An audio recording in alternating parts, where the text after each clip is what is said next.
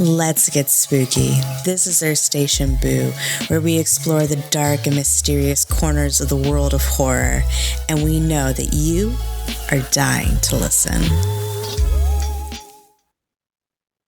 And welcome to the Spooky and Kooky podcast of Earth Station Boo, where we talk all things horror. Introducing our haunted host with the mostest, we have Lisa. Hello, spectacular guest. We have Karen. What up, my horrorholics? And I am Shannon, and today is a fun and exciting episode because we have the wonderful Derek Tatum with us again. Hi, everyone. Yay! Yay! So this episode, we're not going to have any Ghastly report because this is basically one big giant Ghastly report because we're going to be talking about all the cool things that are happening at DragonCon, specifically with the horror track. You guys will get some updates on some of the stuff from Urban Fantasy that is all teetering on the horror side of things. Mostly we're here for Derek to just spill his beans on what's going on with the horror track this year. We're really excited. I know Karen and I are both going to be involved with a couple of different panels. So let's get going. First things first, what is DragonCon? Some of you guys have no idea what that is, so I figured we probably should at least catch you all up. If you ever heard of a Comic-Con, basically the same thing, except it's a little bit more. I like to call it a fandom con, where there are all sorts of different fandoms that come together and they all get to take over downtown Atlanta. And it absolutely is a blast. It's a 5-day weekend, Labor Day weekend every year. And it is too much fun. Too much fun. Karen and I both volunteer with it, specifically with the Urban Fantasy track with Carol, who was on one of our earlier episodes with Derek. And Derek is the director of the horror track. So Derek, if you want to go ahead and give yourself a brief intro and then kind of give people what is the horror track and the history of that. Well, back in 2005, I was approached by the then chairman, Pat Henry, who asked me if I would like to take over what was in the goth track. And I think he asked because he probably suspected I would start steering the ship towards a horror approach. And at first I was a little reluctant because I liked going to DragonCon and I thought, well, this is going to take up a lot of my time. And then I thought, wait, I'll be programming the things that I would want to see. So that's pretty much how it started. The first couple of years, we were a goth track. For a few years, we were the dark fantasy track, which is how I met Carol, actually. And then in 2013, I believe, we actually formally split the track into horror and urban fantasy. Makes sense. Yeah. So, and it's been the horror track ever since. That's awesome. If somebody has never been to a con, doesn't really understand what like a track means, can you kind of give like more of like an explanation of like what all that entails? Oh yeah, DragonCon is made up of several different tracks. Actually, several isn't giving it enough credit. A multitude of tracks would be more appropriate. And they're kind of like conventions within a larger convention. Now, entry into DragonCon, of course, gets you into all of the tracks, and you can go between tracks, of course. But the horror track specifically is a block of programming devoted to, well, horror. We cover both fiction and film across media. And so there's quite a lot of variety, I feel, this year especially, that the track represents. Okay. Also, you guys get sponsorship. Do you want to tell a little bit about your sponsor for this year? Oh, yeah. Our longstanding sponsor is Netherworld Haunted House. They are located near Atlanta. They are one of the premier haunted houses in the nation. Very cool place if you've never been. I like the fact that they have storylines, and of course their props are permanent there since they're a permanent installation.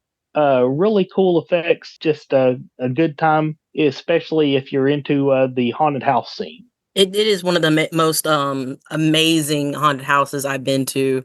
Besides Containment, I would say this is like my top one. If you're in the Georgia area, go see it. Like Derek said, it is a storyline, and they change out some of their props because they have a museum where you could oh yeah, look at some of their older props and whatnot, and also they have escape rooms. So if you like that, that's true. And I believe the escape rooms are year round, whereas the haunt itself And there's actually two haunts. There's the larger haunt, and then there is a side haunt, I guess. Probably not using the correct term, but Like the way it's set up is like there's that big haunt that you go through, and then you go to the village, and then they have little side things that you could visit into.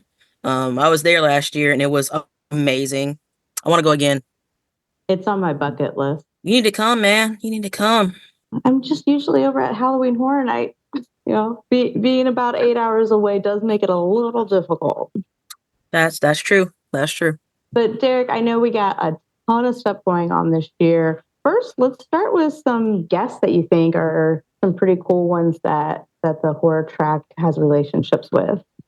Well, our two big media guests this year are Danny Trejo, who probably needs no introduction. No. No introduction. Machete needs no introduction. Yeah. And we also have Mike Coulter, who, among other things, is the star of the Paramount Plus show Evil. He'll be joining us for a couple of panels. I'd say those are our two media guests this year.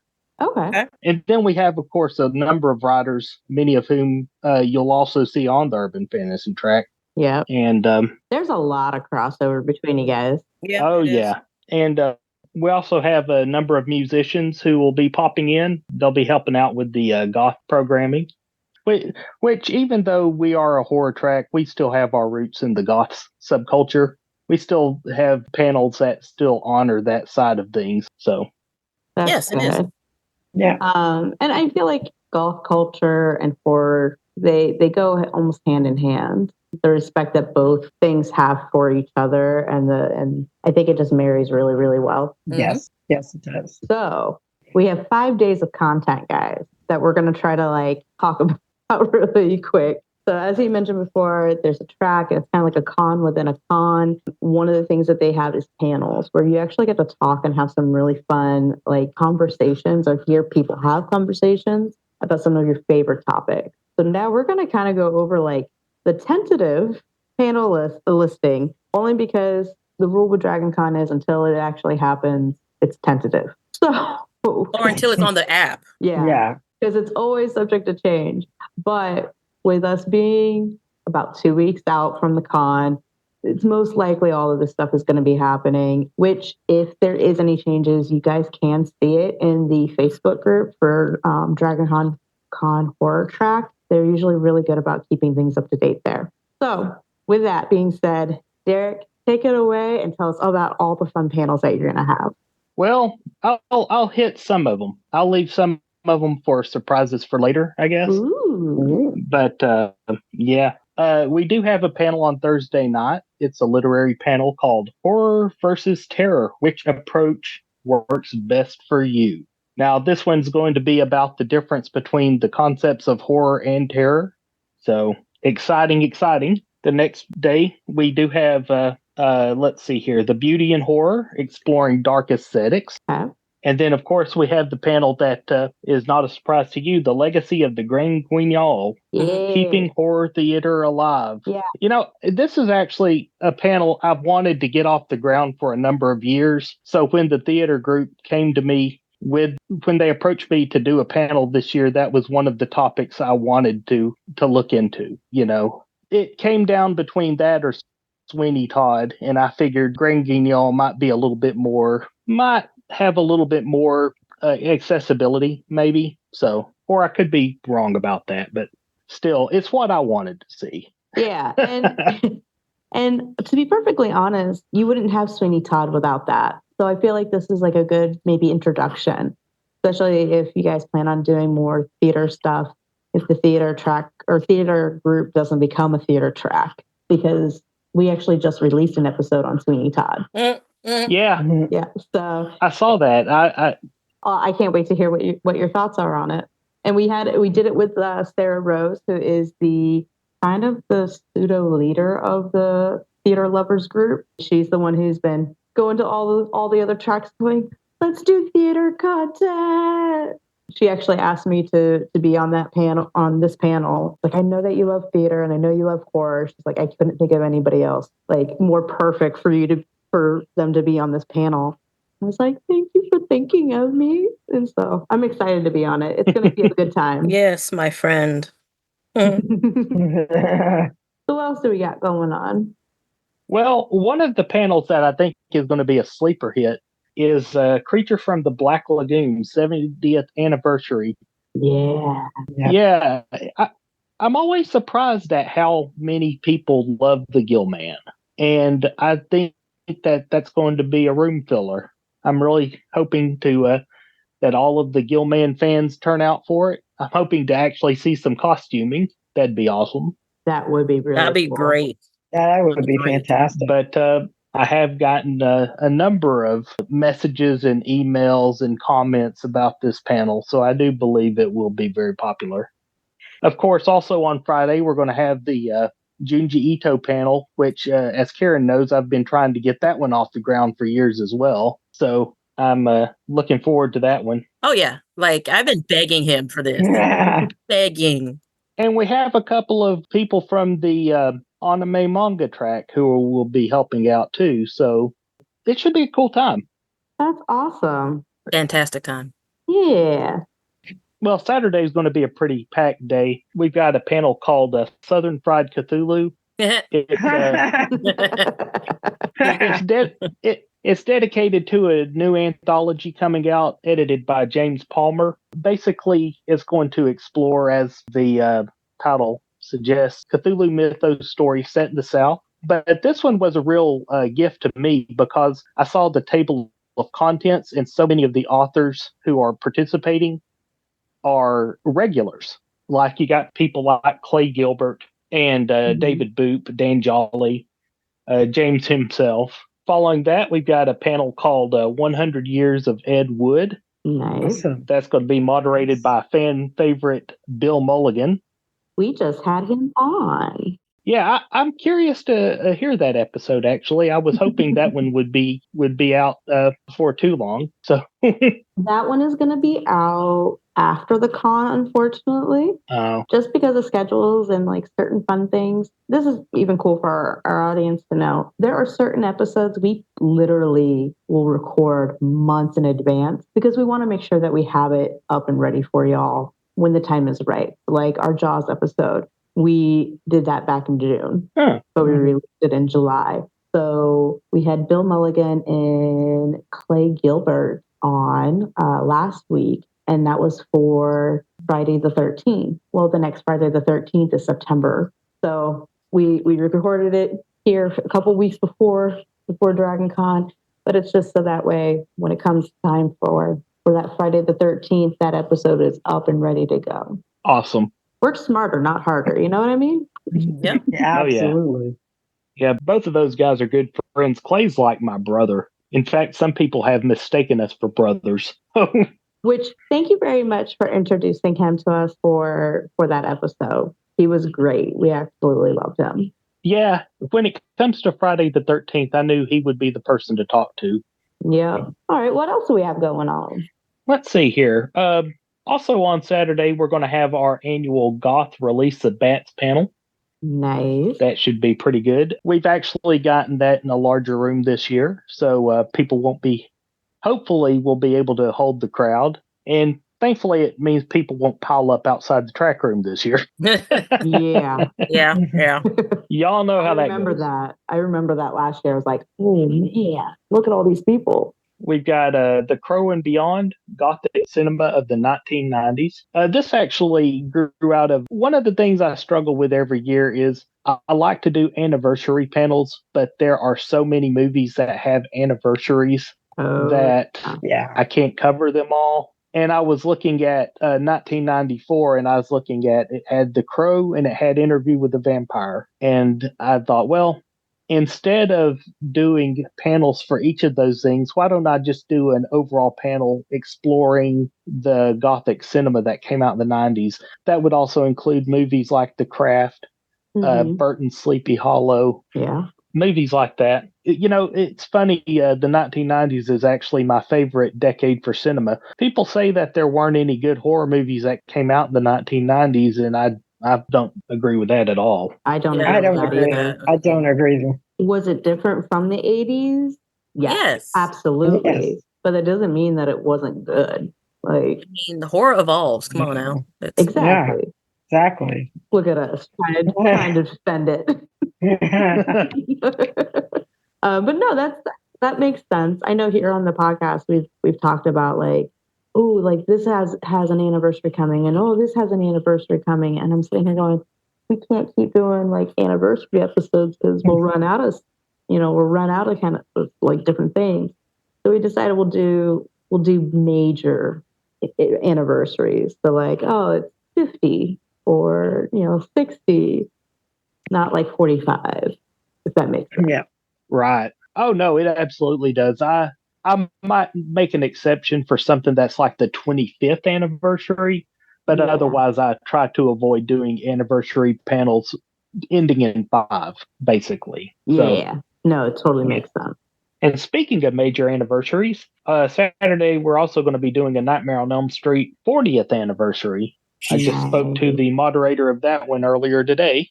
I mean, you can't do a horror track and not acknowledge the anniversary of Nightmare on Elm Street. No, exactly. You can't. Exactly. And I will be on that panel. Yeah. Yes, you will. We love that. I think that was like my first like horror villain crush, if I remember correctly. I was like, he's not mean. He's not. Yeah, he was framed. He was framed. Now Sunday gets off bright and early with a panel devoted to the Addams Family and the Munsters. Yeah. Awesome. I'll be on that. Yay. That should be pretty cool. It's gonna be fun. Yeah, I've actually had a lot of interest in that one also. So, of course, I'm hoping that they're willing to get up at 10 a.m. in the morning. You know, we have devoted fans. Knowing the type of people we are, we're a little later crowd, But let's see here. What else we got here? We have a panel on the Blair Witch project coming up. Yeah, that one was actually pitched to me by my friend Daniel Griffith, who is the king of Blu-ray featurettes. He produces and directs a number of features Blu-ray releases. Okay. And cool. Yeah, he really wanted to do a Blair Witch panel, and actually had some interested parties who were willing to be panelists. So there you go. We'll see that this year. That movie is like the whole solidified the whole or the beginning of the whole found footage. I can't watch found footage. It makes me think I think it's the camera moving a lot. Yeah. Mm-hmm. Same. Yes. Same. Yeah. Yeah, I don't have any problems with found footage, but for those who get motion sickness and stuff, I can totally understand it because it is definitely like crazy all over the place. And you can see me on the floor. Karen, are you okay? No. Same. It sucks too because they got some really good stories, but you can't watch it because it's like, oh. Yeah. Treat it like the radio. Radio stories. Yeah. Well, Bill Mulligan's going to be doing a presentation on Roger Corman, the late great Roger Corman. Oh, awesome. Awesome. Yeah. That'll be fun. And of course, we also have another major anniversary, the 50th anniversary of the Texas Chainsaw Massacre. Yeah. Yeah. Yep. Yeah. Yes, sir. I mean, again, how can you overlook that one? Exactly. So, that's like the quintessential start of like the slasher films. Yeah. And I had no business watching that one as a young child, but me and my mom watched it. My dad and I watched it. Yeah. My parents won't watch horror movies, so I watched it by myself. What's funny is that Toby Hooper actually hoped to get a PG rating for it because when you watch the movie, there's really not that much gore in it. It's all suggested, but still the eating the of whole human atmosphere beings. of it. That's going to be an R rating right there. Mm-hmm. At the least. Yeah, the consumption of fellow human beings, I think, knocks it up a little bit. I mean, till this day, it's a taboo topic because people are like, you just eat human flesh. No, I was like, if push comes to shove, if I'm on, the Donner Party, and there's no food, I'm gonna probably eat the dead first. Okay, I'm gonna eat the dead first. Yeah. Like they did in the Andes, they got the dead first. Yeah. I'm not gonna resort to killing other people. And even then, it's not killing people. Just chop off little limbs and Slice a snacky little snack bit as you here. go. Like in the platform. Exactly. Yeah, exactly. Where is Carol during this conversation? This is her favorite topic. To be perfectly honest, on our list of show ideas, we have the efficacy of cannibalism. Yeah. We have an episode where we're going to be talking about it all. It depends on if the victim is rude or not. I mean, no, Hannibal did it because he's like, they're rude and they're uncouth. I mean, maybe they won't taste as good. And then, there's some people who want the rich. There's some people who want to be cannibalized, like that German man. Oh yeah, I remember that. And then there's the people who actually have the disease where their body eats itself if they don't get so much protein enzymes. And so some of them have been known to drive to cannibalism because they're able to get the kind of protein enzymes that they need. So I think that's called the vampire's disease. There's two different kinds. There's one that is like more blood, and that's the one that you're thinking of. But then there's like another one. CSI actually did an episode. Yeah, it's known as the vampire disease. There's a different one actually. I looked it up. There's like two different ones. One is specifically like a protein enzyme, and then the other one is more like a hemoglobin type thing. Things we research. It's the beauty of ADHD. And also the FBI kind of is like, you know what, she's doing something for writing. We don't care. I'm very much of the I know I'm on list. It's okay. I'm not going to do anything with the information that I'm gathering other than let people know. Like, people should know that cannibalistic tribes say that spam is the closest thing to human meat, flavor-wise. So, boom, there you guys go. And also the reason why we all have tattoos is because of the fact that, unfortunately, Jeffrey Dahmer said that people with tattoos taste funny. Mm-hmm. Yeah. Sleeve. Derek, you have a tattoo? Believe it or not, I do not. Derek, get a tattoo because we can't lose you to cannibalism. Yeah. And in an apocalypse, if people start eating people, you're going to be one of the first ones to go, my friend. Hey, honestly, if the bomb drops, I'm hope I'm vaporized immediately. Who wants to live after that, That's true. Fact. Very true. That I'm very much of the depends on the kind of zombies. If it's the fast, crazy ones, go ahead. Man. Go ahead. Let's do like a suicide homicide pact deal, and we're good to go. If it's the slow ones, you can walk around them. I can make it work. Target practice. I love how this conversation just devolves. So, with all of that, what other fun events, parties, and things would you like to let people know about that's going on with the horror track?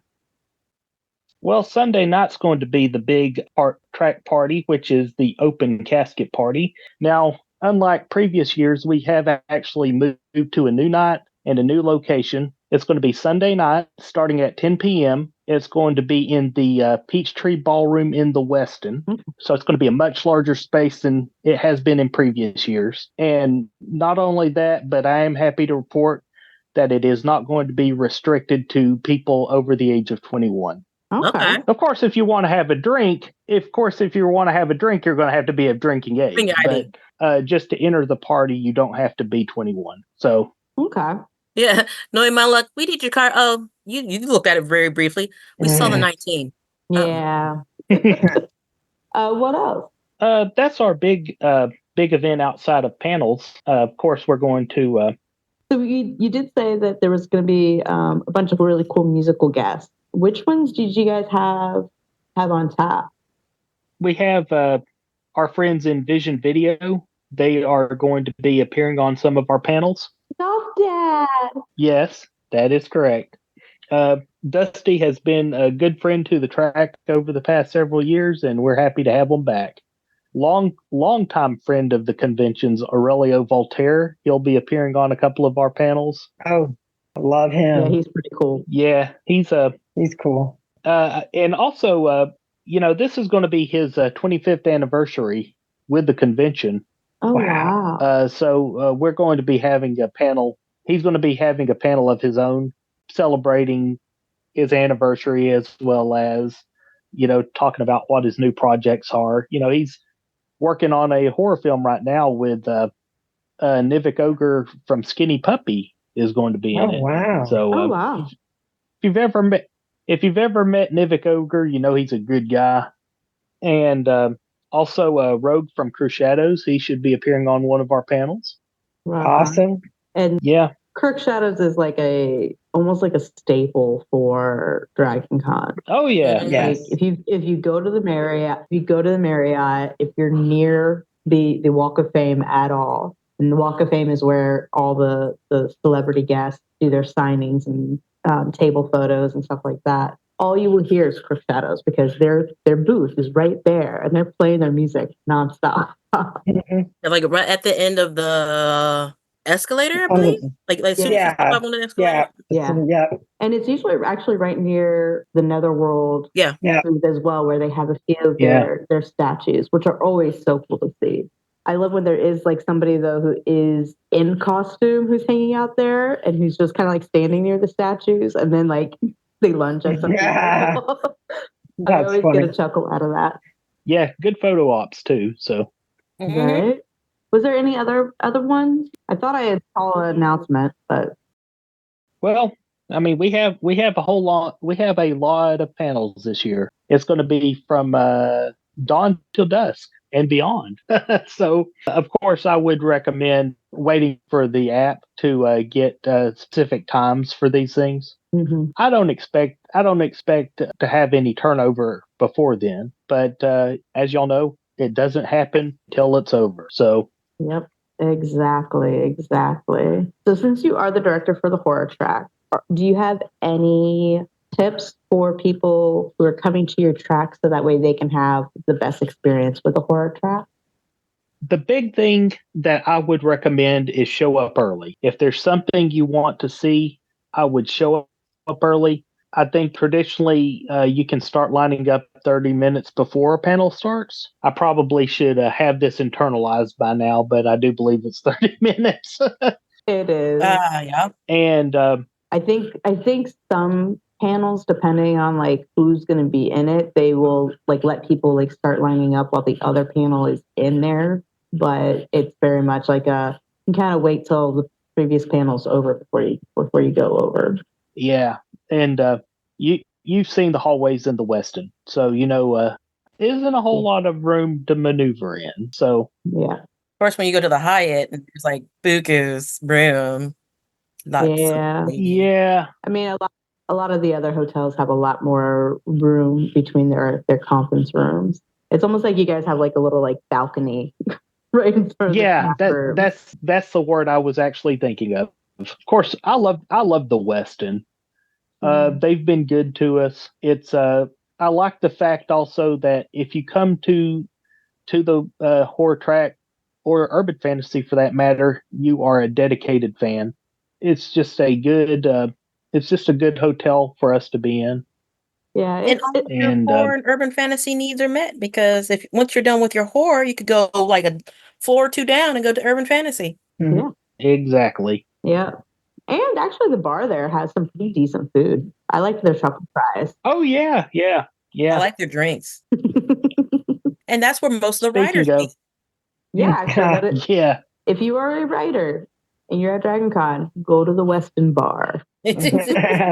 I will say this also, guys. It's Labor Day weekend, so it is still really hot outside. Make sure you bring bottles so you have water to drink. I know, at least in our track room, there's a water station right outside of it, and they've been pretty good. At least last year, they were really good about making sure there was water in there at all times. And in some of the track rooms, they do have water stations on inside too. Mm-hmm. But since it's also Labor Day weekend, please remember deodorants. Yeah. Yeah. Deodorants. Yeah. Be kind to your neighboring nerds and keep up on the positive hygiene aspects, please and thank you. Also, make sure you eat. At least snack along the way, because I don't want to see y'all passing out. Yeah, because you're like not eating. I always keep snacks on. Y'all are taking my tips. These were things I was going to bring up. Sorry, Stay hydrated and eat. Stay hydrated and eat. Yes, definitely. Yes. Any other fun tips for the horror track? Just remember to have fun. Don't get overwhelmed. Yeah. Because especially if you're a first year person. Mm-hmm. Doesn't DragonCon have like the newbie track where they like, the thing they like have newbie tours? They like do. On the first. Yeah, I think on Fridays, but yeah. Oh, Derek, are there going to be anybody in the parade that you know of? Netherworld typically has a presence in the parade, and I expect that to continue. Now, the horror track itself will not, but there is a horror cosplay group that I do believe will have a presence in the parade as well. So, and I'll be in the parade as Lydia Dietz from Beetlejuice, but the Broadway show because I'll actually be walking with the theater group. Oh, okay. And if you come to see like the parade, make sure you get there early. Yes. Get there early, or if you're not going to the parade, schedule extra time because you're going to have to go around the parade route to get to some of the different places because you're kind of blocked off because of the route. So like if you're at the Westin and you want to go to the Hyatt, either leave super early or figure out that metro passway through. If it's open. If it's open. Yeah. We mentioned the app. So DragonCon does have an app. It usually doesn't actually get going until basically a week before the con. So in another week or so, it should be up. You guys can actually rate the panels. So if you loved hearing, about horror theater, go in and rate it and give kudos. If you didn't like something, you guys can still even say what you didn't like. But please be constructive. Don't be like, me and that panel suck. Okay, well, what sucked? What sucked? like it didn't answer that many questions that I wanted. Yeah. Okay. Well, maybe we'll do another part to the panel so we can answer more questions. Yeah. Just be constructive with it. Last year, I got so many MASH notes for Bill Mulligan in the app feedback. People really loved that guy. Makes sense. I mean, they were like, "This man has such a passion for cinema." He does, and all this stuff. It's why he's got 2 podcasts. Yeah, that's true. He over prepares for things too. If you've ever seen one of his panels, he comes complete with a PowerPoint presentation and everything, and a sense of humor. I wish I could do that, but I have so much on my plate, I can't do that. No, totally understand. Any other last little tips or tricks? Just like I said, don't get overwhelmed and be sure to have a good time. That's what we're here for. Rock on. So now there are a few things that are happening with the urban fantasy track that kind of overlay, at least for us as a podcast, where we're like, oh, that's something that we would cover. So we feel like it's a little bit more on the horror spectrum as well. First things first is that the urban fantasy track is in the Westin, literally just downstairs from the horror track. It's in Chastain 1 and 2.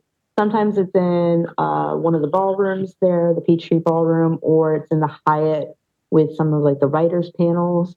But I believe everything that is a crossover for us is actually going to be in the Westin. By the way, Yeah. I apologize. But I probably should have mentioned this earlier. The horror track is based out of the Peachtree 1 and 2 room in the Westin. It's I believe it's on the 8th floor, but if you go up the escalators, you'll see the banner saying horror track. Yeah. You can't miss it. But the horror track is in the Peachtree Ballroom, is not in Peachtree Ballroom, although we will have some programming in Peachtree Ballroom. So it gets a little confusing for newbies. Yeah, and the ballroom gets flip-flop between a few different tracks. on like who's in there. Right. Like I know Sunday night before your guys' party, I believe the Buffy Horror Show will be there. But we'll get more into that stuff here in just a minute. But yeah, it's at the Westin. Most everything when it comes to the panels, you can take the escalators, so it's pretty easy peasy to get from point A to point B.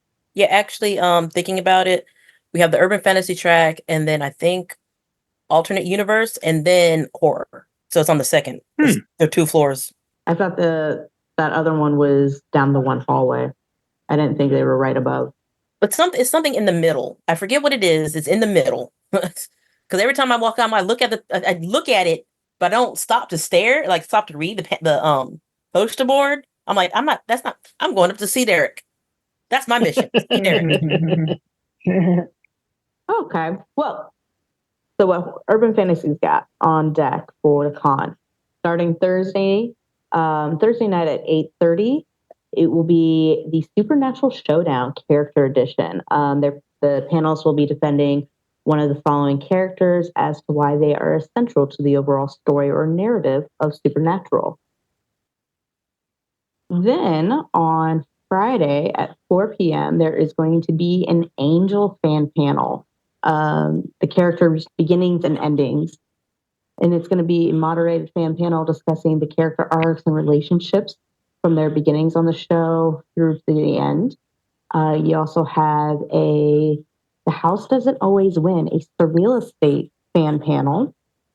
Carol said that was going to be a really good one, and the show's a little on the spooky side, so we figured a lot of our people would like that. We have Who Was the Greatest Asset? Giles, Willow, or Xander, a Buffy fan panel. Personally, I am a Drag Xander fan, and so I like Giles. So Giles is awesome. I really, what I mean is like Drag Xander. Like he is the worst. He is the worst of the worst, especially when you know things about how that character was originally written. You're like, oh, makes sense. Makes sense. The Disembodied Spirits and Ghosts in Urban Fantasy. Carol said that one was going to get pretty good. Then on Saturday at 1 p.m., we have Tales from the Theater, Ghosts Behind the Curtain. So that will be a fun one that is going to be moderated by Sarah Rose. So it'll be a good, fun theater panel. We got at 5:30 a Ghostbusters fan panel, and it's called Who You're Gonna Call. So obviously they're going to be talking about all that fun stuff. And I will be moderating that. Yes, you are. Yes, you are. At 7 o'clock, there is going to be the folklore and mythology roots of urban fantasy. And as you guys know from one of our earlier episodes, we definitely believe a lot of horror's roots do come from folklore and mythology as well. So it's only makes sense to highlight that one as also. Then at 8:30, there is Righting Supernatural Wrongs, a Dead Boy Detective fan panel. And then we jump into Sunday. Sunday at 5:30, there is Cousins, Urban Fantasy and Horror, a comparison. I feel like we've already had this conversation. But yes, Derek. Cool. But that's what I was thinking. Yeah. But that will be actually really cool. And I'm excited to see what these individuals, well, I actually won't get to see it. But it'll be cool for other people to have that kind of conversation.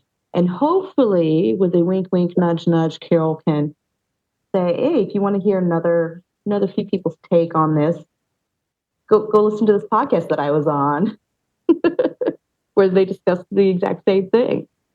At 5:30 and at 7 in the Peachtree Ballroom in the West End will be the Buffy Horror Picture Show. It is basically a sing-along to the episode Once More with Feeling. It's a musical episode, and so I'm part of the group that like helps out with that, and it'll be fun. We get to throw bunnies at you, so please come. I have tried to think about doing our own version of a sing-along event, but the movie I would like to do is Phantom of the Paradise. Oh, that would be awesome. That would be cool. Yeah, but that'd be so cool. But I'm not sure how many people are familiar enough with that movie to to make it very feasible. But so here's what we're gonna do. We're gonna team up with Sarah Rose. We're gonna get people excited about it, and we'll make it a reality. How does that sound? Mm-hmm. What's it called? Phantom of the what? Phantom of the Paradise. It's another movie that has an anniversary this year. So many anniversaries. Yeah. So many anniversaries. So many. But it's a mashup of Phantom of the Opera, Dorian Gray, and Faust. And it's got Paul Williams in as the villain. He does a fantastic job. I think I've seen this one before. It's a great movie. Yeah.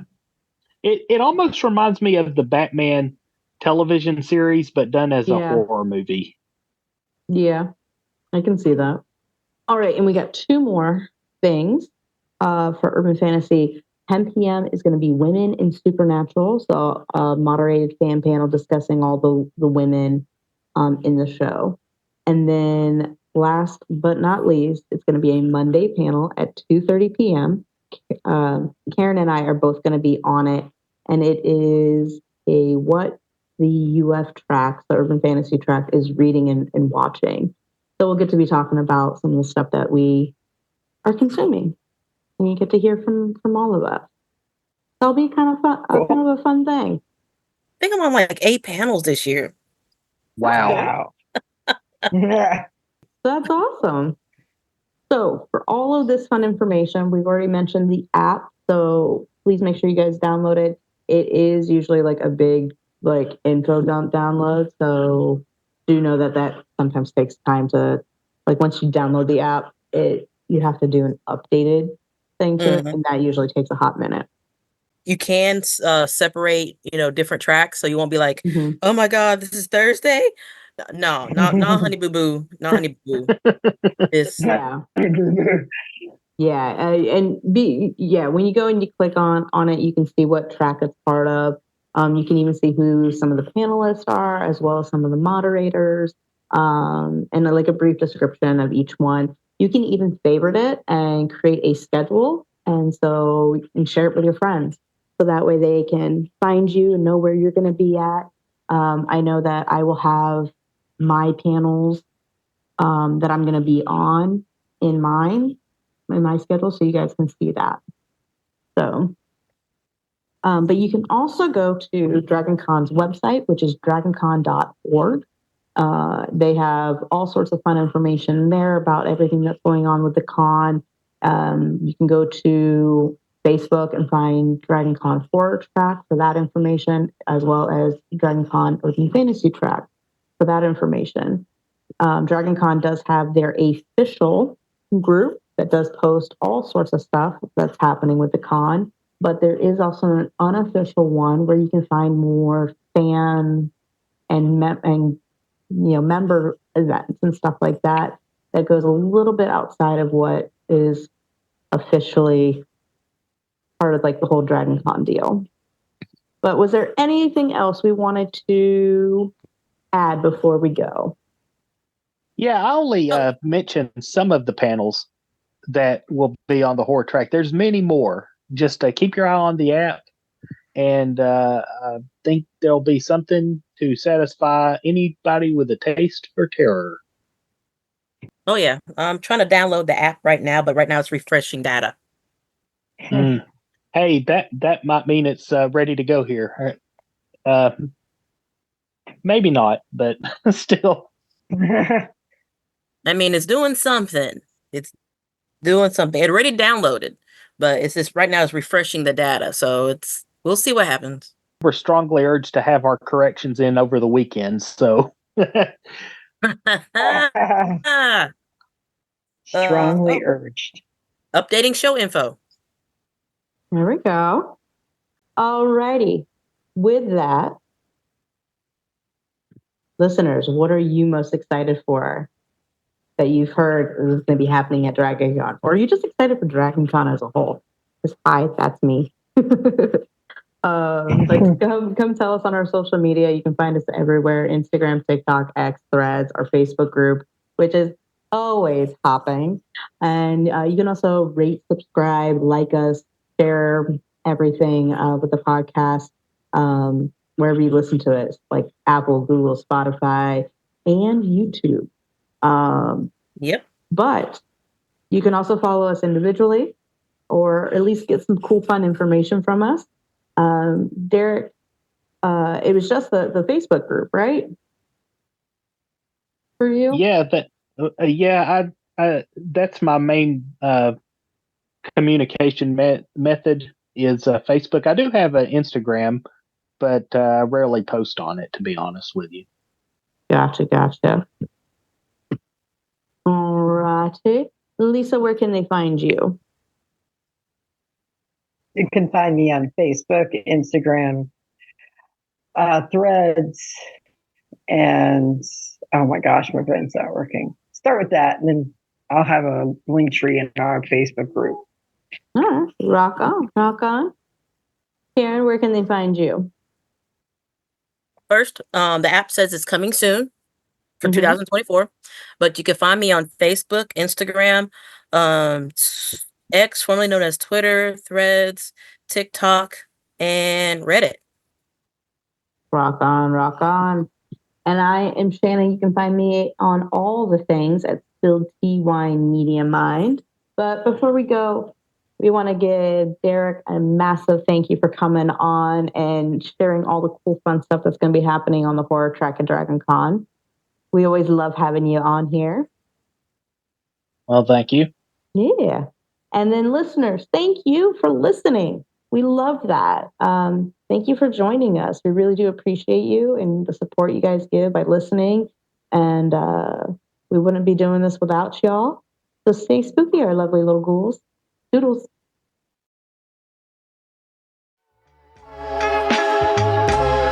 And this has been the Spooky and Kooky podcast of Earth Station Boo.